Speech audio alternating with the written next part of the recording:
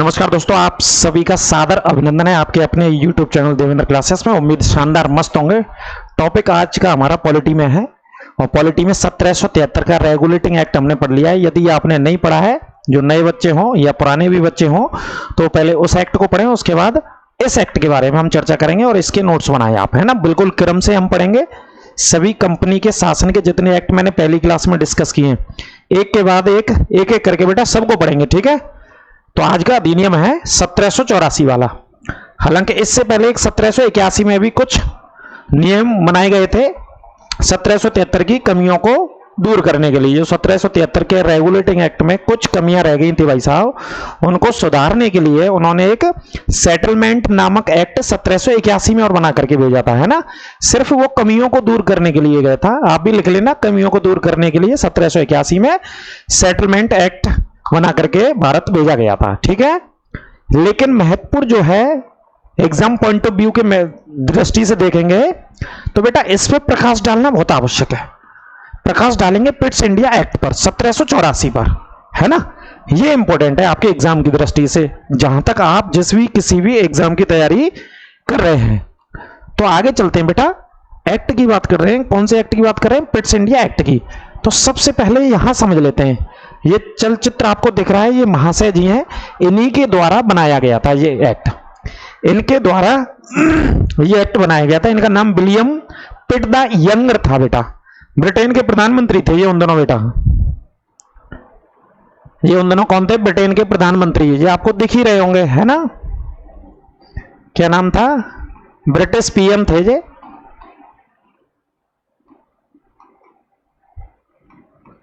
William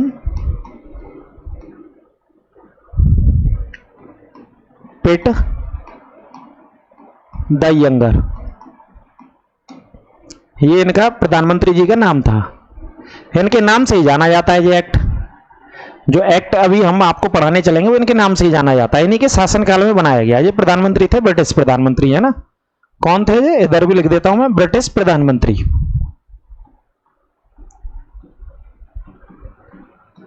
British प्रधानमंत्री थे, है ना। इन्हीं के नाम से जाना गया है पिट्स इंडिया एक्ट, है ना। जो नाम से जाना गया वो इन्हीं के नाम से जाना गया। इसी वजह से पिट्स शब्द लगाते हैं, क्योंकि विलियम पिट द यंगर इनका नाम था।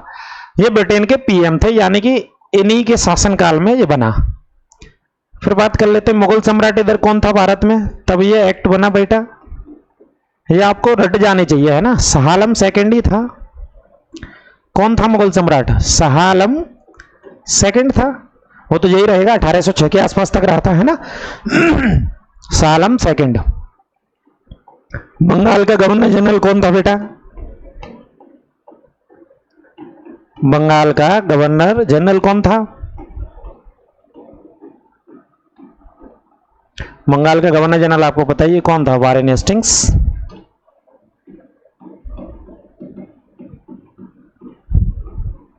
ये बेसिक चीजें आपको क्लियर होनी चाहिए, है ना। प्रधानमंत्री का नाम, इसी के नाम से ये एक्ट जाना जाता है। पिट्स इंडिया एक्ट जिसको कहा गया है ना, इसी के नाम से जाना जाता है। तो प्रधानमंत्री का नाम याद रखिए और गवर्नर जनरल का नाम याद रखिए। मुगल सम्राट शाह आलम सेकंड था। इसमें सबसे महत्वपूर्ण बात क्या थी बेटा?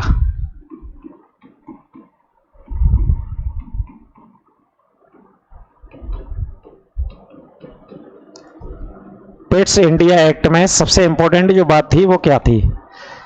इसमें जो सबसे महत्वपूर्ण बात थी वो ये थी, आप लिख लो। इस एक्ट के तहत आया कब था ये तो हमने आपको बताया नहीं। ये आया था 1784 में। 1784 में आया था। इस अधिनियम में, यानी कि इस एक्ट में या इस कानून में क्या सुधार किए, कौन से सुधार आवश्यक थे, उन सुधारों को लेकर के सबसे ज्यादा प्रश्न पूछा जाता है एग्जाम में, है ना। सबसे महत्वपूर्ण सुधार क्या थे बेटा? तो सबसे महत्वपूर्ण सुधार ये थे कि राजनीतिक कार्यों के लिए,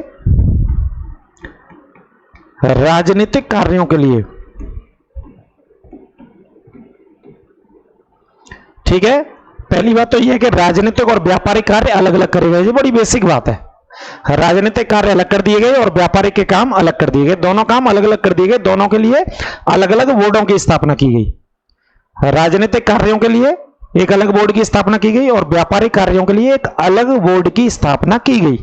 आपसे प्रश्न यही पूछा जाता है, कौन से अधिनियम में, कौन से एक्ट में ईस्ट इंडिया कंपनी के राजनीतिक और व्यापारिक कार्यों को अलग कर दिया गया था। यानी कि बंगाल के भीतर जो राजनीतिक व्यवस्था थी वो कार्य किस तरीके से चलेंगे वो अलग कर दिए, एक बोर्ड देखेगा उनको। व्यापार के काम जो जितने भी होने थे, व्यापार कर रहे थे ईस्ट इंडिया कंपनी के लोग, व्यापार के कामों को एक अन्य बोर्ड देखेगा। दोनों के लिए दो बोर्ड बना दिए, दो आयोग बना दिए। जैसे हमारे देश में इस समय आयोग होते हैं कि नहीं होते हैं, है ना, तमाम संस्थाओं के आयोग होते हैं, ऐसे ही आयोग बना दिए गए दो, इन दोनों कार्यों को अलग कर करके, है ना, व्यापारिक काम भी अलग कर दिए गए और राजनीतिक और इसके अलावा कौन से अलग कर दिए गए बेटा, व्यापारिक कार्य अलग कर दिए गए। बहुत बेसिक बात है, इसमें ज्यादा कुछ है नहीं।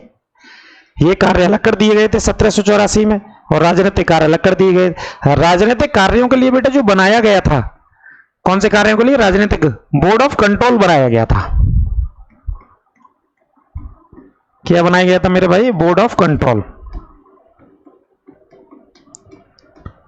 ठीक है, बोर्ड ऑफ कंट्रोल बनाया गया था, इसका गठन किया गया है। ये देखेगा अब, ये क्या देखेगा, ये देखेगा अब राजनीतिक कार्यों को कि भाई राजनीतिक व्यवस्था किस तरीके से स्थापित करनी है, क्या काम करना है राजनीतिक स्तर पर, क्या सुधार होने, कौन सी कमियों को दूर करना है राजनीतिक स्तर पर, बोर्ड ऑफ कंट्रोल तय करेगा। अब यह तय कर दिया गया 1784 के अधिनियम में। कौन से अधिनियम में, 1784 के अधिनियम में यह तय कर दिया गया। ठीक है, कई बार क्लास में इंग्लिश हो जा रही है, कई वो फॉल्ट हो गया है थोड़ा सा, है ना, उस ऑप्शंस को हम दिखवाएंगे, वैसे चेक भी कर रहे हैं हम सब सारे लोग मिलकर के। लेकिन आप जैसे इंग्लिश आती है कभी किसी भी वीडियो में, आप जैसे देख रहे हैं, आप नोट्स बना रहे हैं, आप पढ़ाई कर रहे हैं, तो सेटिंग में जाकर के एक ऑप्शन आता है ना, तो वहां से ट्रैक ऑडियो लिख करके आता है, वहां इंग्लिश होती है, यूएसए इंग्लिश लिखा होता है और हिंदी लिखा होता है, तो वहां से आप हिंदी कर लिया करो, है ना, यदि इंग्लिश आ जाती है तो उसके लिए आप सुधार कर लो, बाकी का कोशिश करेंगे हम ही सुधार कर देंगे, हिंदी में ही आपको वीडियो मिला करेगी। अब दूसरे काम कौन से बेटा, व्यापारिक, इनके लिए क्या बना दिया गया, बोर्ड ऑफ डायरेक्टर्स। इनके लिए क्या बना दिया गया, board of directors.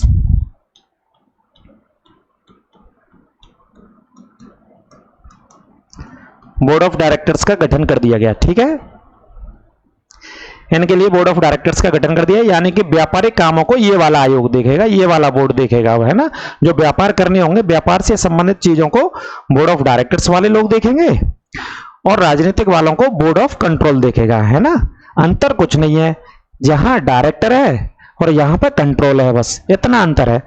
Board of control और बोर्ड ऑफ डायरेक्टर, डायरेक्टर नाम आ जाए तो व्यापारिक कार्यों को देखने वाले थे और कंट्रोल नाम आ जाए तो राजनीतिक कार्यों को देखने वाले थे, है ना।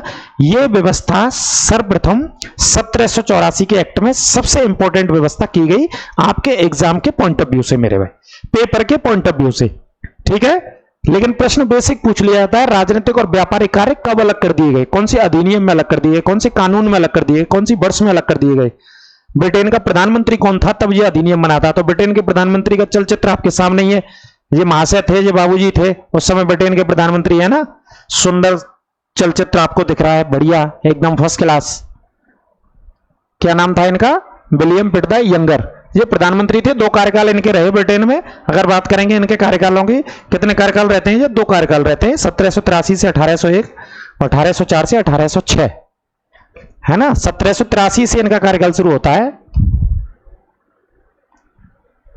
1801 तक और फिर 1804 से 1806 तक, ये 2 कार्यकालों के प्रधानमंत्री ब्रिटेन में रहते हैं।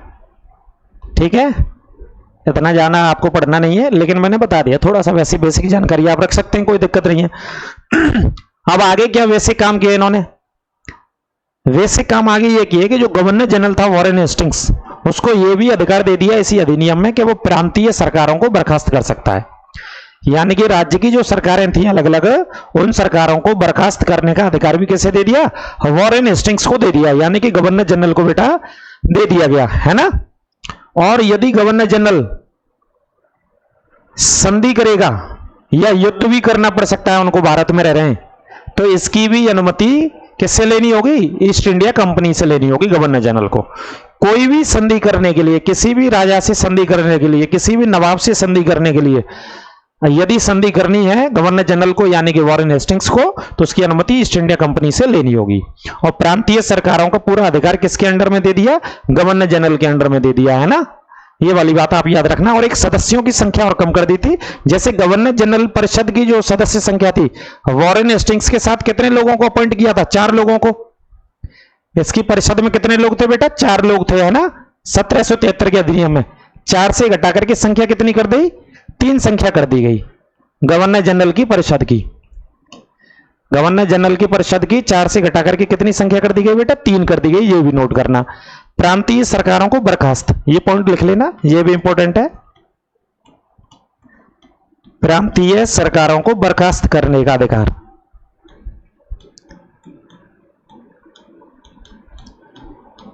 बर्खास्त करने का अधिकार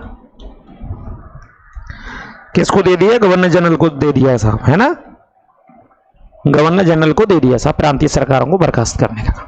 ये मोटा मोटी महत्वपूर्ण अधिनियम है, ऐसे आप रट लो, पढ़ लो, लिख लो, समझ लो, जैसे भी समझना चाहे।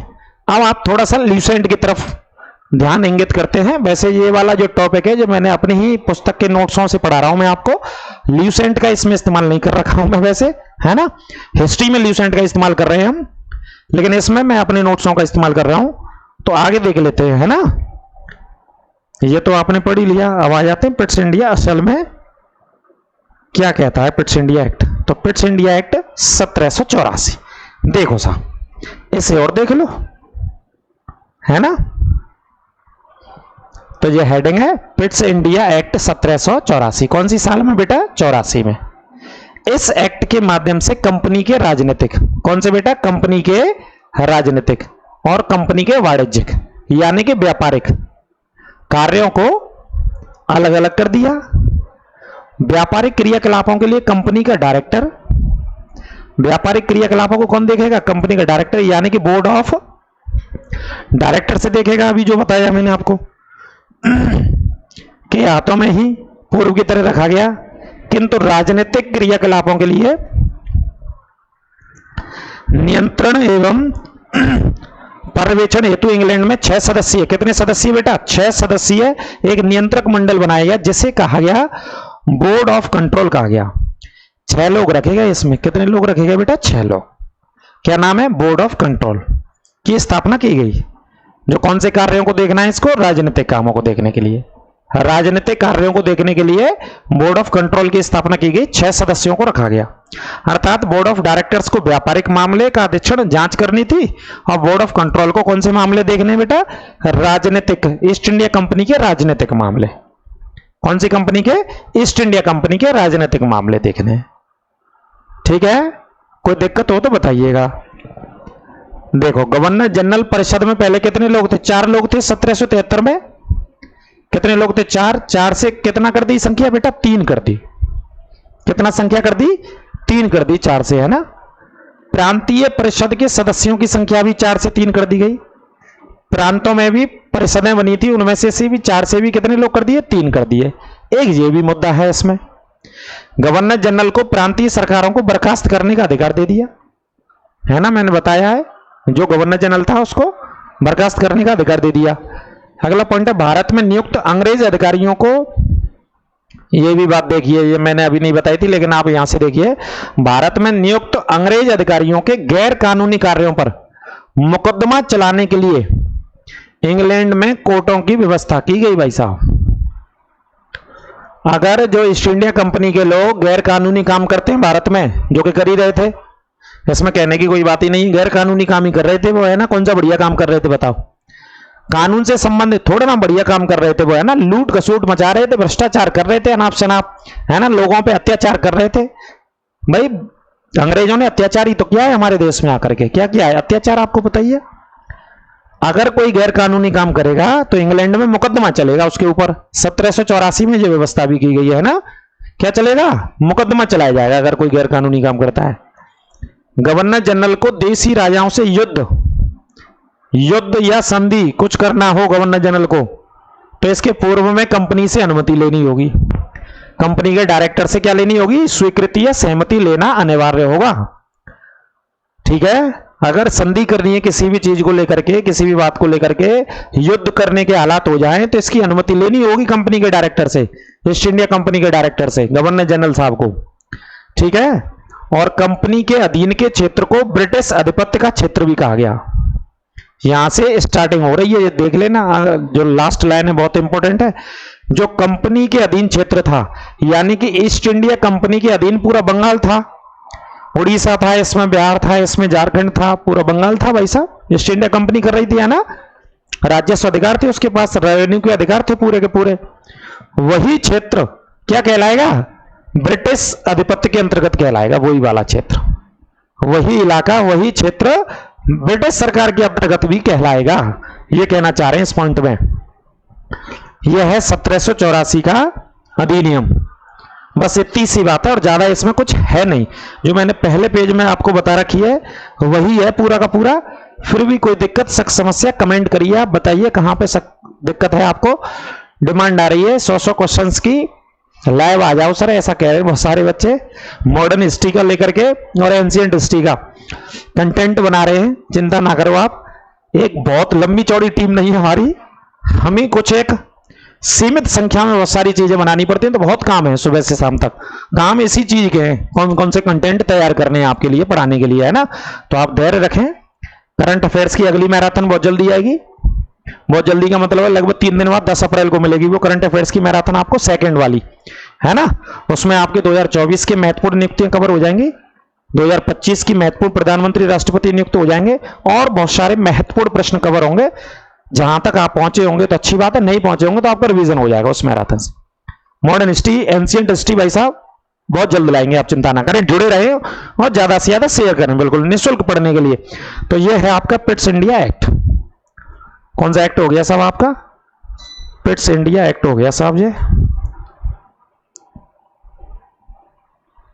ठीक है जी,